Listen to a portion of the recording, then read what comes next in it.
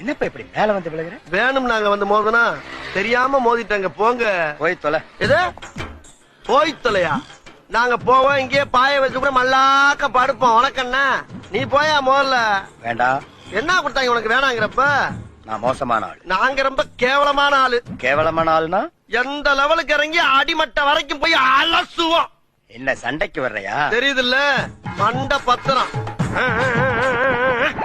எனக்கு தெரியாத ஜெயிலே இல்ல. அப்ப நாங்க நாப்பல யாரு?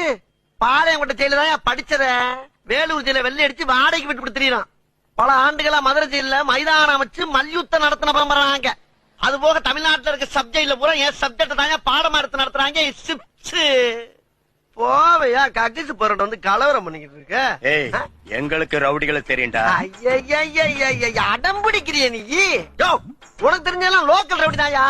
எனக்கு இன்டர்நேஷனல்